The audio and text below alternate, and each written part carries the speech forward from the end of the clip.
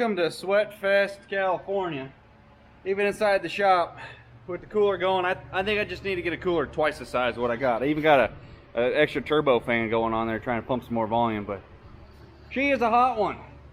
Let's go through some updates. You guys saw me use this drill press in another video. I got a little multi-function vise outside I need to throw on here, but I think my dad used this for a little while. Then he ended up getting a mill machine, and this thing just sat at his house, and he said just take it if you want it. So boom, boom, took that, brought her down here. I used it for cutting some, drilling all the holes for the bed mounts, and as well as making the new brackets for that bumper. That bumper is for a 4-channel. Point here, what I'm doing today is these shelf boxes full of my paint and everything that fell out when I moved it. They're on creepers, that's how I move them. But I felt like this was some good space to put those in the beginning, but every shop seems like they have a spot that you always end up being. And this is where it's been. I got my old $20 vise, which surprisingly actually does a lot. And then I got my bench grinder, the buffing wheel. Every bolt that I took off and put back on Grandma's truck, I ran through that little $60 Craftsman right there and buffed it dry. But I need the drill press right here, and then I got one of these things from Harbor Freight the other day. We'll see how good she lasts. My dad had one for a while back in the day. It kind of did good. So for 200 bucks after some incentive, whatever, we're gonna try this sucker out. So I got a little bandsaw for cutting some bigger steel, so I don't have to waste so much time with cutoff wheel. And then you can put this on here so you have a little, you do a little shelf kind of stuff. Some more technical cuts, I guess. So we got that there, got that there. Still don't know what I'm going to do with this full bench because I'm not even using all of its potential. But the reason I didn't put any of that stuff back here is because the cooler doesn't point over there. And this rack of wood I had, well, I don't need it in here full time. And when it's in here, it's kind of a pain to move that around. I can set it right here with the Kubota. But somebody dropped these off my dad's house. They were going to be hauled for scrap, so he bought like 10 of them or something. They've been sitting there for 20 years. So I made use of them. Check this out. I'm pretty sure I can get close to a quarter cord in each one of these things because that's what that rack is, and this is about half a rack. So I can push this thing all around the shop. So I'm going to take that one outside, this one outside for now, get the Kubota over here, pick them both up, pull them in the wood, leave them outside. They'll get good and dry. But that's where we're at right now with this, and I just got to find a spot for these cabinets now because I can't put them back up here. But I'm kind of debating on, because one's just truck parts and oil. But this one here with all the paint and everything in it, I think I might, I have no idea what this yellow bracket thing is. I think I might take that off, move some of this junk. I'm gonna go do a slab later today, but I gotta buy something to mix some cement in. So I'm gonna take this thing off, and I think I'm gonna put the paint cabinet right here. I think I like that idea because, or I could put the press over here. I got the press stored over on this side. Probably gonna consolidate, get rid of 2 of those shelves and just have one. But I got my press right here tucked away. It's another dead spot that the fan doesn't really blow to. Got all my paint blue supplies right there for painting trucks to kind of keep it hidden back there so it doesn't get all messed up. Oh man. Alright, we're just gonna do this. We're gonna take that yellow thing off there because I'm not using it besides anything for holding trailer hitches, and it seems like a waste of space right there. So let's get that thing out of there.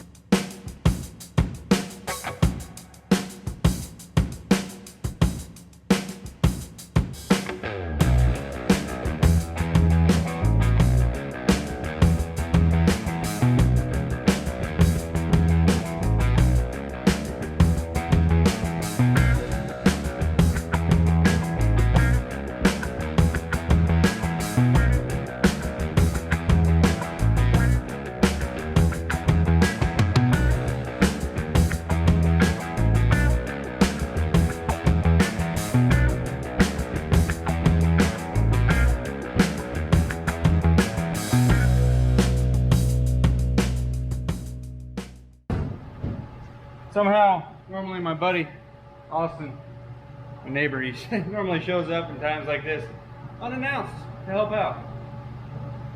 I don't know if that's going to happen this time. We'll see.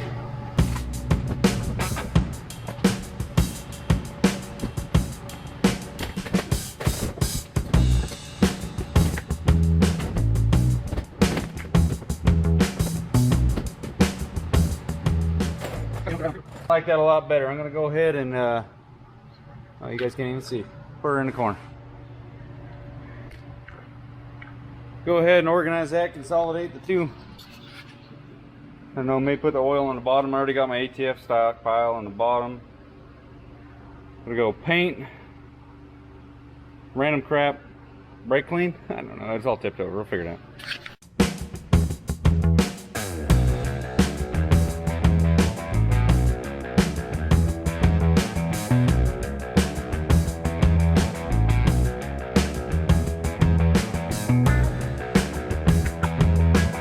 I want to remind people that are new to the channel that these cabinets, the bench, and all this stuff was already in the shop when I moved in.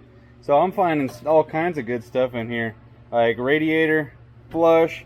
There's a bunch of crap in there we got to get rid of. Trash. I made like 3 out of 5 shots in the trash can. Undercoat, battery cleaner. There seemed to be a lot of battery cleaner. Where was I putting that? Oh, there's one right there. With some penetrating stuff. Got for brake fluid. Thread dope, even though I think this is some flux. I just bought some thread dope. Got some solder. Rubbing alcohol. What's this? There's a lot of this concrete stuff. This one feels like it's leaking. It might have cracked and sealed itself. Oh. I don't know if I'll ever use that, but I'll put it in the back just in case somebody's like, hey, you got any of that concrete crap? Brake caliper grease. I mean, son of a gun, you never know. You never know. Oh, well, that's a nifty trick. I've never seen one of those that screws onto a tube. I'll save that for a rainy day. This brake quieter, I just had one of those. There's 2 of them in here. There it is. Think. Back there with your buddy. What's this? Some kind of spray, some turtle wax. Tuck that in the back. Some more thread pipe compound. Put it right there. I don't know. That one feels kind of crappy. Throw that one in the garbage. So we'll start consolidating. I did spill a couple of my items out of there. Oh, and then there's a bunch. Cooling seat. I don't know. Cooling system treatment. Comment below if you guys ever ran that kind of stuff. I got a bunch of them in there. There's 3 of them I see. Put my .3 up there next to my .4. Seems to be a cooling system flush department and a cooling extra doodad. What is this crap? Wet look, some hardener. I don't know. I just soon buy some new stuff like that. See, look, go in the box, left hand. Put that there. Put that there. Power steering fluid, we definitely hold on to that. I got another jug over there. What's this garbage? Oh man, Raptor liner. Oh, fucking Raptor on there. We'll put that next to my other undercoat right there. Let's get this organized going. This is going to be my paint shelf, tire shine, wasp killer, brake fluid, undersoat, coolant department. It's going to be here. Let's get another one. So you got a big one there. Shoot. We got a freaking 64 ouncer. Exploring the treasures. What's this? Bearing grease. Put it up there. Right there. What's it? We got another one. White bearing grease. Stack it right there. Paint, dirt bike stuff. This is mine. Austin actually bought that garbage right there. Got an ATF that go down there with the ATF. I think I'm gonna get this all, put the ATF here and my big oil jugs down there. Get all my paint organized down here. Got a W, needs to go up there with the other W. Paint. I'll throw grease back there, I guess. Did have a couple grease guns that came with the place. I think one of them's, yeah, there's an air one back there. That just seems like a pain. Yeah. I think I might start switching over to Milwaukee versus Makita, and I'll tell you why at the end of the video when we do the toolbox thing. But I'm going to get this tidied up and organized before we go over to that. Guys, don't mind the organizational mess out here in the driveway. That is next on the damn list. Got a lot of that's got places to go. But look, there's Austin now showing up. Literally 5 minutes after I moved that thing, he shows up. Well, let's look at here. I think this is going to be so much nicer. I think I bent that damn thing down there. We got that set up. I can move that no matter, but it'll be nice and easy access. Most of my 2.5 gallon oil jugs down there organized.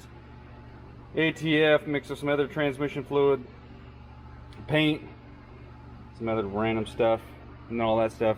Got more brake cleaner. You can always use more brake cleaner. So let's go ahead and go through the toolbox really quick, because I think these toolbox videos are kind of fun. I'm not going to go ahead and try making this toolbox look pretty for you guys. It's just going to go right into it for what the daily use is. I'm not going to say I'm full-time mechanic, but I come down here and try to chip away on whatever project it is, an hour or two a day after my main squeeze. But it's a Husky toolbox, relatively on the cheaper side. I got it at Home Depot on Black Friday deal, so it was pretty sweet. But this has worked out great for workspace on the top of it, rather than just having a lid that always opened up and it's full of crap all the time anyway. But I got all my standard open end, box end wrenches right here. I got a couple of them that I'm using stuff right now. These, I don't really know how you go into starting to keep all your 3/8 extensions and stuff lined up. I did get this little kit that more or less kept them all lined up. We got my deep sockets, the standard ones that you use all the time. I don't need a whole section of ones that I hardly ever use, because I got the regular ones. It seems like you use those multiple occasions.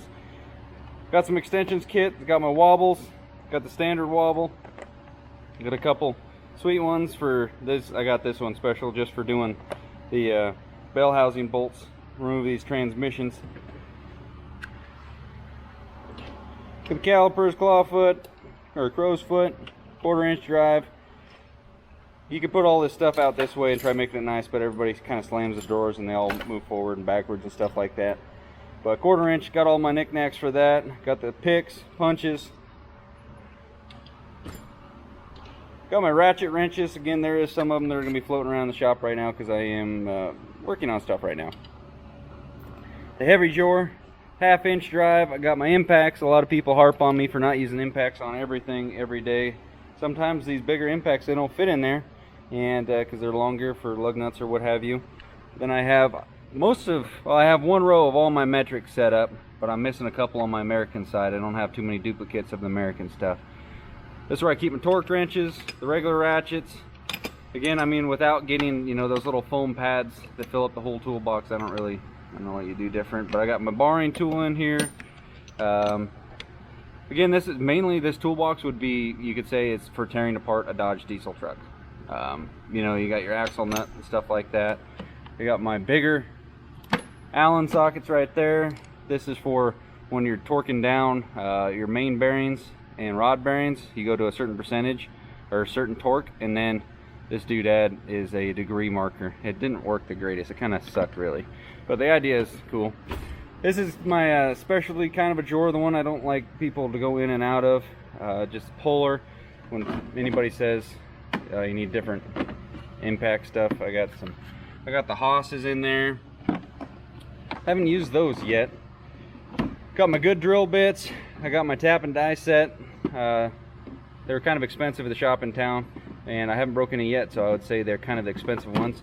Ball joint puller, pusher guy right there. Got a good torque wrench right there. Bigger wrenches in case I ever need those. I forget, puller for steering thing, forget what the hell it's called. Got something random there. Again, the screwdriver stuff, you have it all organized, it all slides up there, but I try to keep it butts up there so they don't ding up the toolbox. All my screwdrivers, pry bars, feeler gauges. It's kind of a collect-all-ish drawer. I got some thread compound dikes. And this drawer is all my drill bits, screw bits. I got some sawzall blades, some vice grips. What's this here? Actually, this kind of could go up in this drawer up here. That is a drill and tap, 1/8 inch. That I came with the glow shift setup I got last time. It was pretty cheap actually off of them. This is some goofy stuff that I don't need. Knickknacks in here. Got my Makita kit. Now this is, I was talking earlier about switching from Makita to Milwaukee. I have a kind of, you know, broad arrangement or broad amount of tools from Makita. I've always ran Makita. I like Makita. but there's some stuff that they don't have, like the little ratchet. This one's kind of close, but it's kind of big, it's bulky, it doesn't fit in a lot of spots, and you can't ratchet it after it's ran out of torque. This thing is still killer, but that in general, they're doing a get back up in there, buddy. Doing a little you buy one kit and you get that little ratchet thing for free right now with Milwaukee, and I was like, dang, that might not be a bad time to swap. But I got my standard drill motor, 1/2-inch impact flashlight I've never used, this goofy little Sawzall, never used it, but I still got my standard screw gun up there, and I got another 3/8 impact. There's another one right there. I got a bunch of those things, but it just seems like Milwaukee is trying a lot harder. Plus, I got the freaking cordless grease gun. That is the main thing that I want, is a cordless grease gun for going out in the woods. So I got an electric grease gun. This is just my towels. Got my grandpa's Polar in here. Got a one of the little camera on a stick right there. Extra gloves. They're kind of clean drawer, really. But that's not my only toolbox, guys. So if you're like, oh, you're missing this, you need that, you need that. I got 2 other toolboxes. I got one for electrical. Got my random pullers and just knickknacks in it. Got the electrical stuff. That one's a little light right there. Got all the little things, rivets, cotter keys, hose clamps, crush washers, grease zerks. Somehow I remember where everything's at. Some little puller thing, cutters, O-ring, poppers right there. Got these guys here. Plastic gauge. This is my start of my welding one. I got a couple things here. I got extra tools, honestly, all over the place. This is my automotive one. I got my battery terminals, hose clamps, zip ties, tire iron for a golf cart, and then the lights and accessory stuff like that.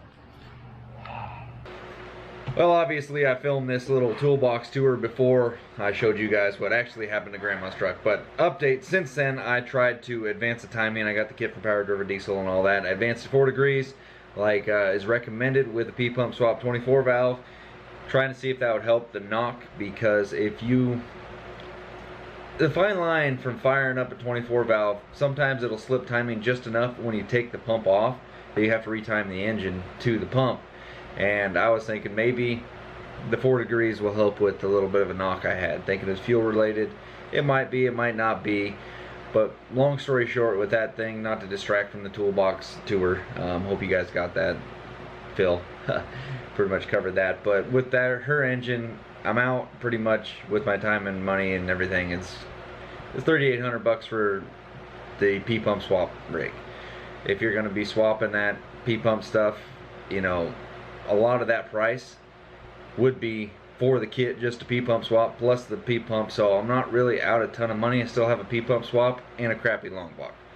But yeah, timing didn't help. The fuel knock did go down a little bit when I adjusted the pump on the delivery valve just a little bit, but it's still got some pretty serious oil pushing out of the breather on the front. Somebody said that I could relocate the breather to where the 12 valve is supposed to be. I don't know if that's something to do with how the P-Pump works, but what I'm going to try to do for when Grandma's here is I'm going to turn my fill cap into the breather and block off the one on the front and try to drive it, and we'll see how it does. But for long term, this engine is not going to stay in there. Yeah. D&J, it's going to be expensive. I'm going to have to save up for a little bit, but we're going to make it right. The new engine is going to be great, and I'm not going to be cursed with falling apart engines with this truck. The next one will be done right, and I won't worry about it. It'll have paperwork, and it'll take a lot of paper to afford it, but you guys will see that in the next upcoming video. But Thursday night right now, or actually it's Friday morning, and Saturday morning I'm headed out to get my new trailer and pick up Grandma to bring her home so she can take a ride in her truck. Hopefully this engine lasts.